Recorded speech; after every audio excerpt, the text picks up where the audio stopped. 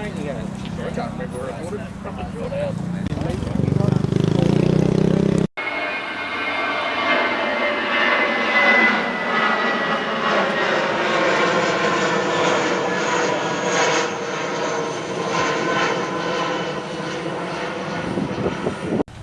a member of a group of concerned residents, and what our main worry is that this block of land, lot 5182, is going to be leased out to Jape Group and turned into sheds,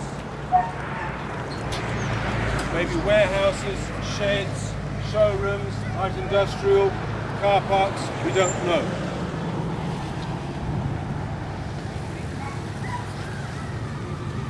The residents feel, along with the residents, we all feel that we've been let down, that this was done without us knowing.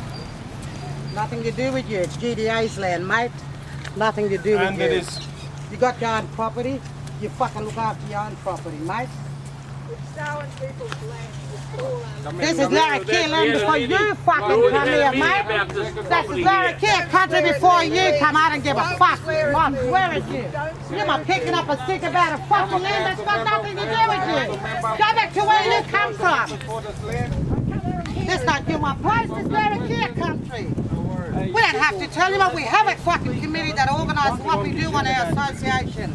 I don't speak for no Larrakia because you know why I'm a Larrakia? I come from the right descendants. Where the fuck you come from? Where you come from? I do speak. Where you come from? You don't know the Larrakia. You're nothing but a white here, Fitzer Drive wasn't developed. And I'd rather preserve Darwin as we went through the court procedure. They don't have to know what we fucking do on our land. It's an association. He gets government funding. We don't. Okay, and I'd just like to say that this gentleman here has advised all the people who live in Fitzer Drive to move house. Would you like to talk to the camera and explain that? What I'm saying is this. Here's the question, Prince. People who live on Fitzer Drive think that one of the problems with Darwin at the moment is that there are some people who come to Darwin 10 or 20 or 30 years ago, unlike my family which came here 129 years ago, who want to preserve Darwin as it was in the year in which they arrived, whether it was 2002 or 1992 or 1982.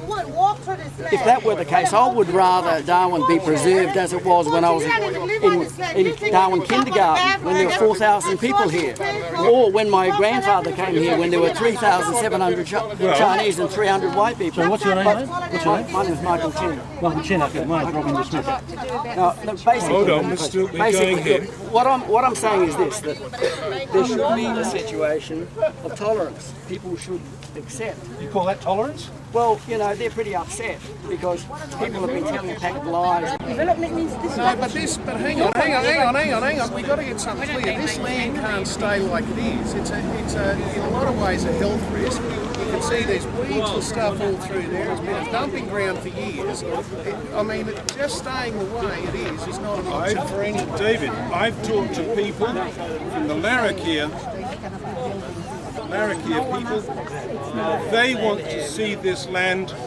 This is their land. They connect with this land. This is cultural. This is historical. There is TV burial ground up there. There is men's ceremony ground there. Please listen, David. Men's ceremonial ground there. This is where Larrakia and TV used to battle and fight. They want to see this as a park. They want to see this as a cultural connection. If this goes, what have they got left? Let me just respond to that. Hang on. Yep. right, advises the Aboriginal Areas Protection Authority on what is sacred and what's not. She's also a member of the Tommy Lyons group, who you might know is identified in the Justice Gray claim as on Kenby as one of the traditional owners of the area. Now, you know, I don't know where the fighting occurred, where the burial ground is, but to know that, you'd have to talk to Helen and some of the other people here to say, Talk to Helen in the mood she is in. well, She's threatened to hit someone with a stick just now. But in fairness, they're in a situation, you're talking about adding value to Yeah, like you might see. they're in a situation where they have no value. I'm sure we all heard that. And they're trying to derive an income, an economic benefit from the land that they've been granted. And they're saying that all of these things have to come to you. Absolutely, and no one's ruling that out. When you have a look at What about ecotourism? when you have a look What about a green belt between Lee Point and East Point? What about, I'd like to talk about this too. I don't know if you know about this, Michael. There is a huge pile of stones over there. That's supposed to be on conservation land. There's people still, we've spoken to planning about that because we feel that that is an eyesore on an otherwise beautiful road, Fitzer Drive. We feel that that is an eyesore. We've spoken to planning. They said it's illegal. What they've done is they've identified a burial ground, and they've said that there will be no construction on that area. So David is not right when he says that there's going to be a shed. Master plan notice circulated a year ago. It'll have to be amended. And the Aboriginal and the Aboriginal Protection Authority has also ordered that if during construction skeletal remains are found anywhere during the course of construction is to cease immediately and the matter is to be reported to the authority. So there will be adequate protection for Aboriginal protection heritage issues. And the Gwalwa Daraniki Association will get income from the land at an agreed proportion, and what they'll do is they'll use it to look after the community, the communities that live over there. There are three communities. The inner families who live in Kulaluk, about 20 houses there. The Minmarama people, about 20 houses there. And there's also the Juninga Nurses Home, where Indigenous people, old folks live. All of those people, if they weren't living there, they would be housed in other welfare housing around. But it's very convenient for them, and it's they can live their traditional lifestyle, and they can use the income from development. They've got 261 hectares, and of which they're proposing, this area is about 40 hectares. David, do you want to... How many years? Can I just explain what's happened to date and where the process is going? I know everyone's sort of getting a bit heated and people have got a particular point of view. Dave, put the mic close to your mouth, mate. No worries, mate. Can you hear that? So what's occurred here is that this block of land has been rezoned. It was rezoned under the previous government. About a quarter or a third of it has been rezoned that allows development. The other 3/4 or 2/3, whatever's left, has to be left as, can't be built upon.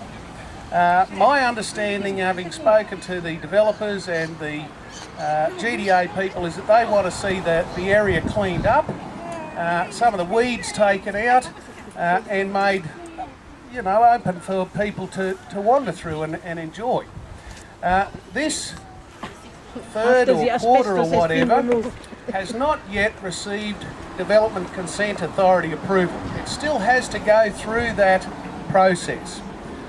What the proponents of this side have done is that they've put together a draft master plan, which before the election many of you would have received a copy of from me. I spoke to the developers, they were quite happy for people to look at it. Well, of course they are, and the fact is, and I hope that we can take a bit of fire out of this, they are looking for feedback from the community to make sure that it's developed in an appropriate way that suits as many people in the community as they can.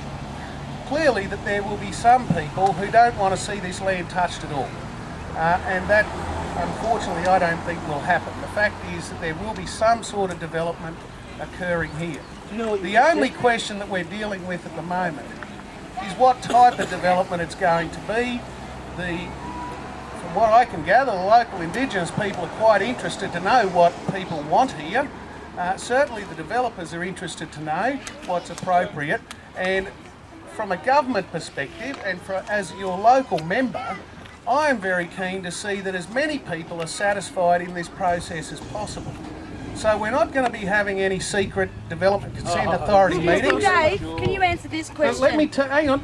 Why didn't I mean, MLC you know, we've further got water the out Greens and turn up Larrakia here Bridge? to sort of create a Everything bit was of just under the carpet, quick, done you deal. know, a bit of a protest and all of that sort of stuff, which is all Why fine. didn't You know, that's the what wider Greens Larrakia do. people get But I consulted? can tell you, I will letterbox every single house around this area to let people know when those hearings are coming up. If there are further draft plans, I will make it my business to make sure that everybody in this area has copies of those draft plans and you're all included in the process.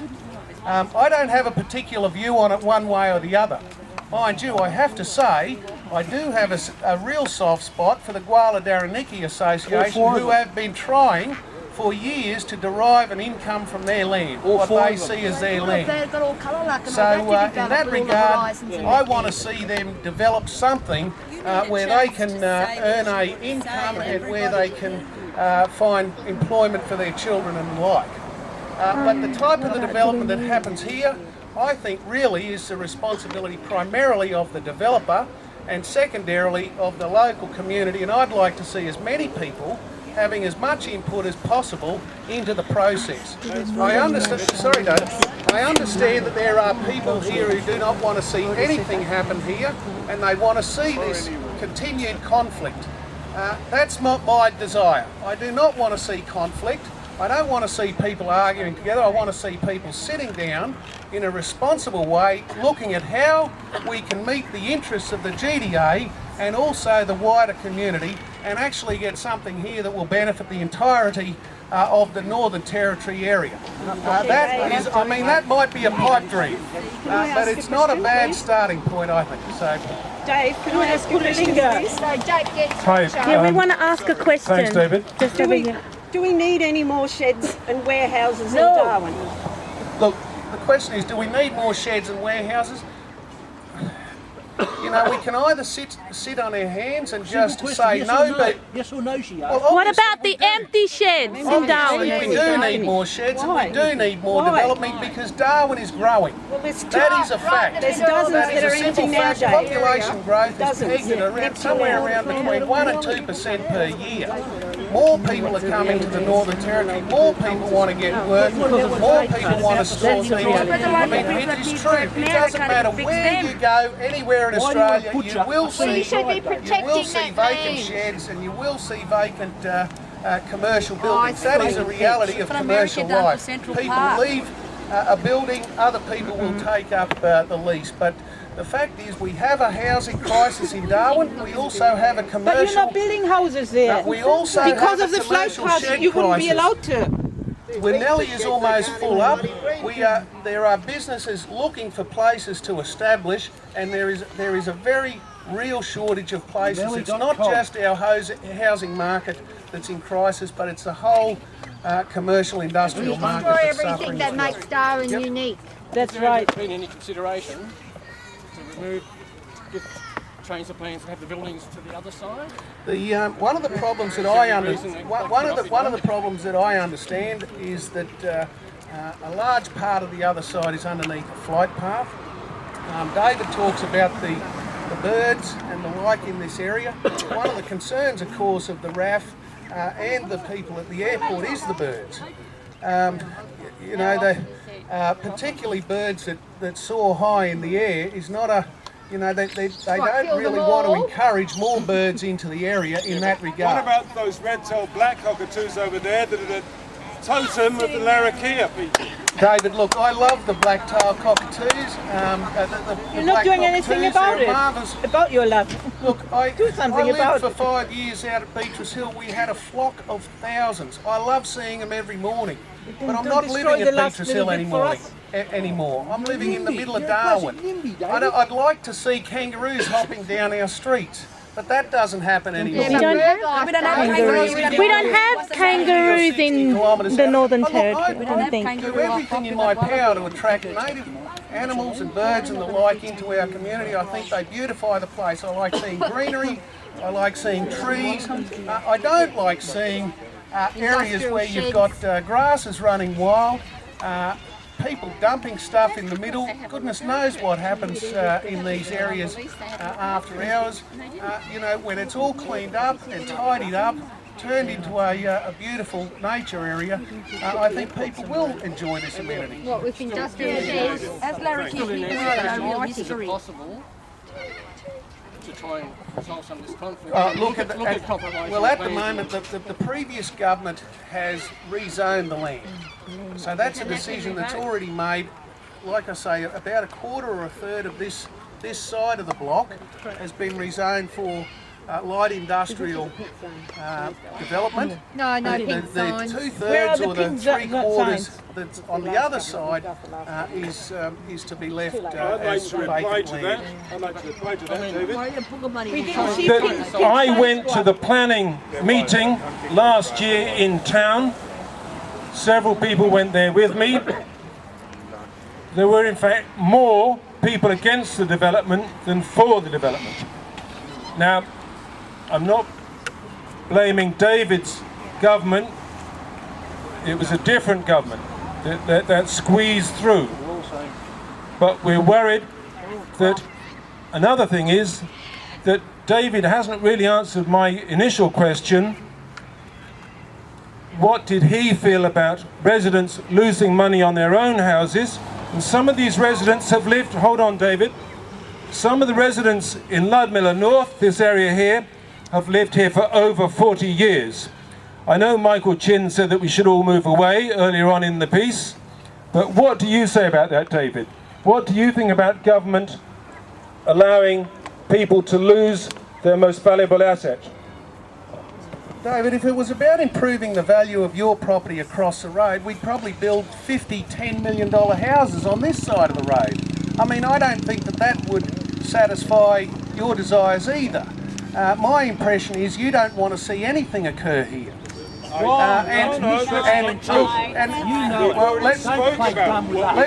Let me just say, and I'm no expert in the property market, but my understanding is if things are done appropriately and in the right way, there's no reason at all you should lose any value at all on your house. Absolutely none. If things are done inappropriately and you do end up, as you predict, that we're going to have some dreadful industry here spewing out harmful chemicals with all the birds dead around the place. Village on Bagot Road corner. I don't know of too many nasty harmful chemicals coming out of Jape Homemaker Village. And I don't know whether the residents around there have complained. I mean, look, I used to love the Dolphin. I thought it was one of Darwin's great pubs. It was a great spot, and I've often talked to Alan Jape and his family and said, I don't know why you've had to knock down the Dolphin Hotel. I thought it was a great old place and it was part of Darwin's history. But the fact is, places move on, and look, I'm not going to argue the rights or wrongs of the Jape Homemaker Village. Clearly, there are a lot of businesses doing quite well in the Jape Homemaker Village. Yeah, there's good progress and bad progress. Well, I can't understand why this necessarily has to be seen as bad progress. I think it was Margaret Clinch wrote to the newspaper and said that basically the government reacted to developers rather than an all-over development for Darwin, a proper plan.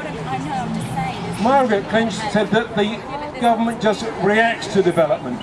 We know why developers develop is to make money. What we're not sure is why governments let them. Kickbacks and And I'd like especially to reiterate my point. We don't want to leave that land as it is. We want to make it better. We want to make it richer. We'd like to see an Aboriginal park there of native species of plants, of native species of birds. We'd like to see government input to help that. We'd like to see a series of paths, walking paths for families and for eco-tourists that come to Darwin that would act as fire breaks. We'd like to see a grass control system. We would like to see this land back as it was before Cyclone Tracy.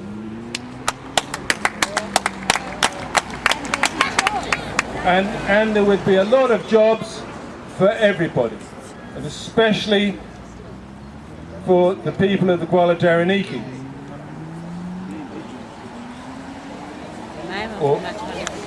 Yep. What about caring for country?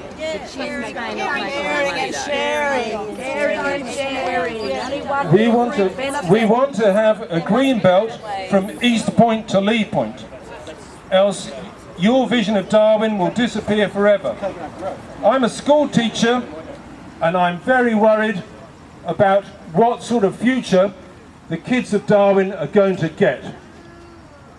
What will happen to them? What's going to be left? My great-great-grandmother was one of the first white settlers that ever come to this place. I'm the 5th generation on my mother's side, and they white family, right? And they got no problem with this. How long you been in Darwin, love? I've been in Darwin. I've been in the territory since I was 14. Oh, since you was 14. Well, you wasn't born here, was you? You wasn't born here, was you? And where do you come from? I was born here. Are there any more questions, please?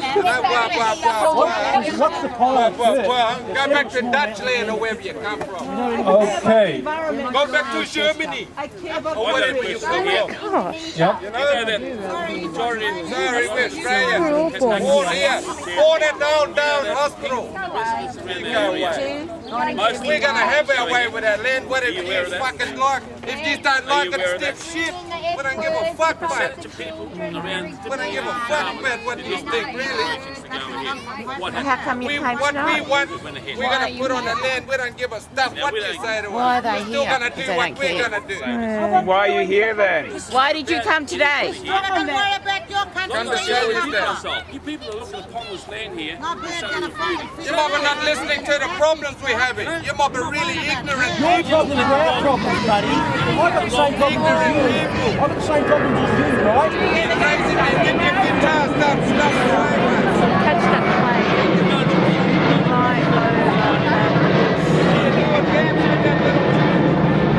Look at that plane. It goes right over there. So how can they build on it? They can't. It's a flight path. There you go. We want this Proof. land. Well, that's what happens. The rich get richer and the poor get fucked off. Ancestors aren't happy about the land being developed. Ancestors aren't happy Happens all over the world, mate.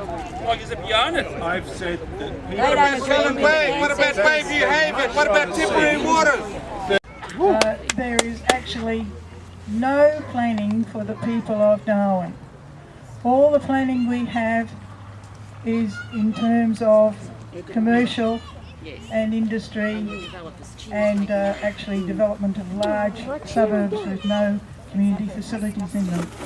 And this is because the Development Consent Authority does not have a brief to plan for the community. Come down to Kulaluk and talk to us. What about that? The Development Consent Authority's brief is only to approve or not approve development applications coming before it for commercial developments. It doesn't concern anything to do with community facilities or any planning for the future or anything to do with social or conservation. That is what the great fault is for planning in Darwin and throughout the Northern Territory. That's what we got Kakadu for. So that's what I just wanted to say. Go to Kakadu. We have to do something about that. We've been putting up with this for far too long. You come down and talk to us. Don't sit there and have your little attitude. Come down to Kulaluk and talk to us, okay? We had an incident. I know half of you might be a redneck. Last year. You're the biggest redneck you are. Those of you who have been I didn't grow up with all these people around Ludmilla here. They're not rednecks. We'll see that the design for those suburbs is very much of a southern design. It doesn't reflect what the community here needs and knows is good in terms of tropical planning. There is just no planning going on that is based on going right over the bushland.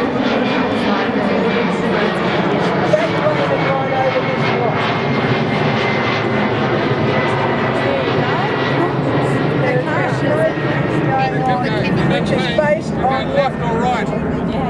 That plan to go to the right, smash into your houses. McDonald's, kids parties there, hundreds of kids. Service station right next door. There's the flight path. I'll finish up now, but basically what we need to do is to ask the government to plan for the people and think for the people first. Other things are a second consideration. Thank you. Just behind where you are will be a line of sheds. 42 industrial sheds. 42 industrial sheds, probably anything up to 3 stories high, 14 metres, with a lot of car park land. That also